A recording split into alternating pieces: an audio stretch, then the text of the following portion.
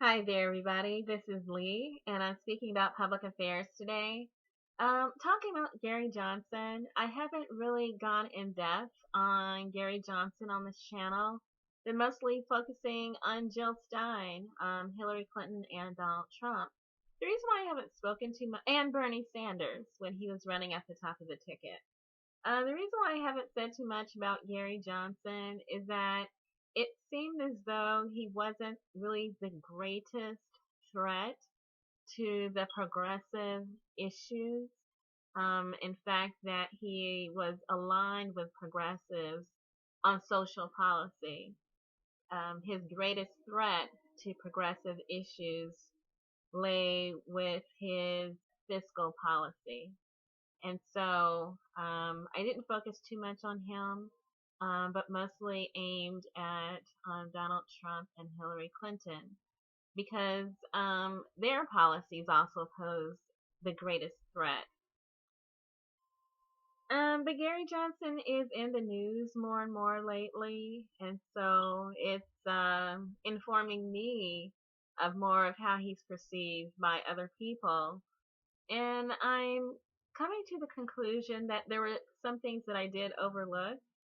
The fact that while he joined Jill Stein in lawsuits against the Commission of Presidential Debates, he was not willing to face Jill Stein in an alternative debate arena. He had been offered the opportunity, which would have been beneficial for both parties, the Libertarian and the Green Party. Jill Stein was open to that possibility. Gary Johnson always turned it down. They were offered the Young Turks. They were offered Democracy Now! And possibly other venues where they could have staged an alternative debate and focused the public attention on their issues that way. They did debate in 2012, and I believe it was filmed by C-SPAN or RT. And Jill Stein appeared to emerge as the winner of that debate, and perhaps that might be a reason too. I do believe that Gary Johnson was holding out hope that he would poll high enough to enter into the debates. However, his polling did indicate that the people who were supporting him would otherwise support Hillary Clinton, and then that was the end of that dream. The debate commission have shown themselves to be partisan. They are not bipartisan, and they are certainly not nonpartisan. The debate commission is partisan for Hillary Clinton. Um, all the board members who donated campaigns this year, and even last year when the candidates first announced their campaigns for the presidency, all the members of the debate commission who chose to donate to a campaign all chose to donate to Hillary Clinton. The debate commission is pro Hillary Clinton. Anything that threatens Hillary Clinton's rise to power, they will eliminate. And so Jill Stein, of course, was eliminated at the outset. Gary Johnson had been spoken of possibly entering into the debate. He was polling pretty high in some places, as high as 23%, 29%, 10%,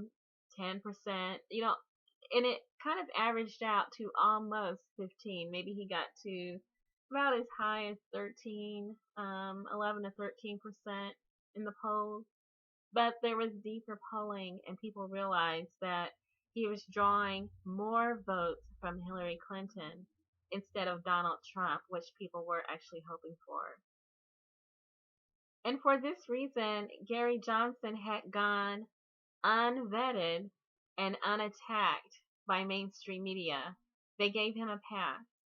All of their vitriol and smears and attacks were aimed at Jill Stein. And then Gary Johnson had gotten a pass, which meant his polling went untouched. He was beginning to rise in the polls. The military was leaning his way, and he was not breaking Donald Trump's support. He was breaking Hillary Clinton's support. And the debate commission couldn't have that, and neither could mainstream media. So they've turned on Gary Johnson.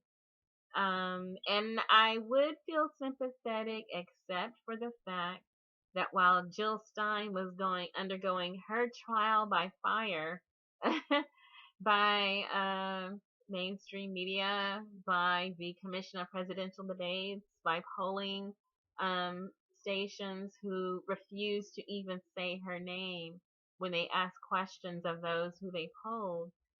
They might throw in Gary Johnson every once in a while, but Jill Stein was excluded out of much polling, and it's people are starting to reveal that too, that the polling has been skewed, certainly towards Hillary Clinton and Donald Trump, and then occasionally for Gary Johnson, almost always against Jill Stein.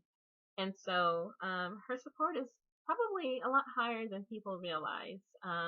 There's often a Hillary Clinton and then a Donald Trump option, and then an other, and then undecided. And so they put undecided and other, we don't know who that is. It could be Gary Johnson, it could be Jill Stein, and it could be for an other or undecided. But since the polling is so inadequate, it's hard to say. But certainly, Gary Johnson has seen a drastic drop in his polls and then an increase in hostility by mainstream media who have turned on him because he is stealing Hillary Clinton's votes. He is hurting Hillary Clinton. Although this is a contest and everyone is supposed to get as many votes as possible, they're now, announced their intentions of protecting Hillary Clinton.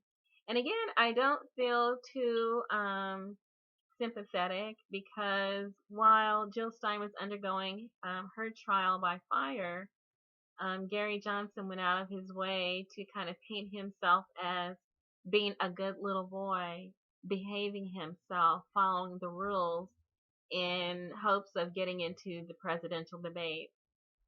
He had been offered a chance to take power instead with Jill Stein, and instead he said, no, I'll play the game. I'll be the good little boy, sitting here quietly, hoping to get my entry into the debate. And even while Jill Stein spoke of her possibility of entering the debates and the problems, she always included Gary Johnson in that effort. She always reached out to Gary Johnson each and every single time. It was never about her or what she wanted. It was always me and Gary Johnson. And Johnson mostly spoke about himself, the possibility, well, I'm on all 50 ballots. She's not. I have all these endorsements. She doesn't. I have all these campaign donations. She doesn't. And so there was a subtle distancing. And so now Gary Johnson is getting the full court press that Jill Stein had endured. People are starting to figure out that some of his supporters are former Bernie Sanders supporters who have gravitated towards Gary Johnson because they cannot stomach the possibility of voting for Hillary Clinton or Donald Trump. And they figure that Jill Stein is polling so low that Gary Johnson has a greater chance of success. And the fact that he had not been thoroughly vetted in the media to the point that Jill Stein had, or Donald Trump or Hillary Clinton, they said, well, he seems like a nice guy. He's pro all these social policies such as legalization of marijuana, opposition to government surveillance, things like that. And so Gary Johnson took advantage of that, and he cited the poll that I side with poll showing how much aligned he was with Bernie Sanders. But where they diverge, Gary Johnson didn't really mention that part. The fact that he wants to deregulate business across the board so there's no minimum wage. There's no $15 minimum wage. It's whatever the business wants. The capitalist cronies, the oligarchy, the business takes care of itself. There's no regulation. So no minimum wage, no security for Social Security. He wants it privatized. No environmental regulations, no regulations on Wall Street. It's just the money takes care of itself. The money does whatever the money wants to do, no matter who gets hurt. No protections for the old and infirm, the weak among us, no protections for women in the workplace, nothing. And so these are the issues. And then, of course, the Trans Pacific Partnership. Gary Johnson is pro free trade. The money does whatever the money wants to do. The people, the environment, the humanity, the climate, the money does what the money wants to do. And so this is where he and Bernie Sanders, and of course he and Jill Stein, diverge. And so that hadn't been thoroughly explored or explained by mainstream media, who actually have failed us in this regard and many other regards regarding this election. But it's happening now, and it's about time. Gary Johnson is getting the hard questions. He's no longer getting a pass. He's being made to defend his candidacy for president.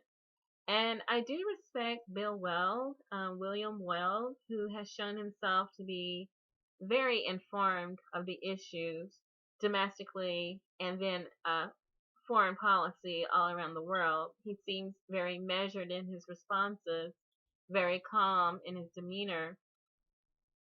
Whereas I've actually seen video of Gary Johnson throwing temper tantrums and having hissy fits for reporters who are questioning him on the night of debates, and his the fact that he wasn't allowed into his debates. There was some kind of meltdown that was on film, and he was screaming at a reporter very inappropriately in front of many cameras, going direct to social media, and it was just not a good look. William Weld sat and answered the questions calmly, and so it just was not a good look. It was not widely reported, but maybe enough people saw it to where they had to really consider, like, is this the kind of demeanor that we can send to the United Nations, to NATO, to trade meetings, to negotiate peace agreements, if he can't answer questions from the reporter without losing it? In contrast, Jill Stein was actually in the same position, excluded from the debates.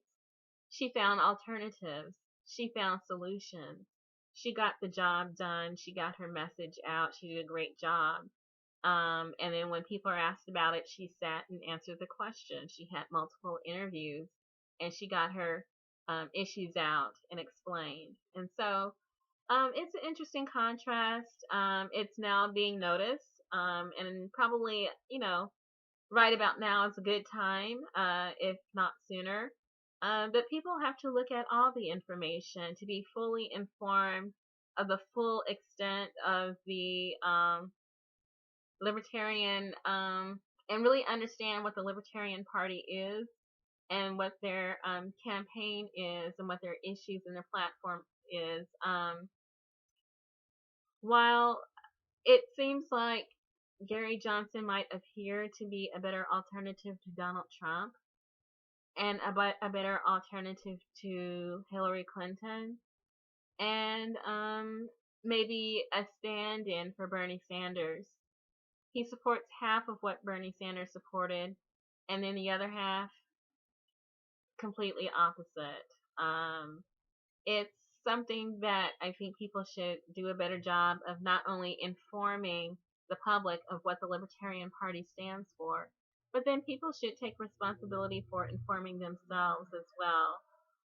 A lot of what the Libertarian Party stands for is helpful in our society. The surveillance that they want to address, the government interventions and intrusions into privacy, the military interventions overseas, they are more supportive of Bernie Sanders in that regard. But domestic policy, business regulation, regulation of capitalism, corporations, the overreach, they fall down in that regard, and real harm can be caused if there's no regulation of corporations. We're in that place now where Trans-Pacific Partnership is right down the pipeline, and so we can't let that slip by. Gary Johnson apparently is not the man to address Trans-Pacific Partnership and other issues harmful for the greater electorate, the old, the weak, the infirm, the very young among us, the vulnerable, who would be preyed upon by the strong. This cannot be allowed, and so for that reason, the Libertarian Party is opposite of what Bernie Sanders stood for. Certainly, it's opposite of what Jill Stein stands for. Maybe do a better job of informing yourselves, and then expect better from your media to inform you too. They are also at fault for this. But good luck.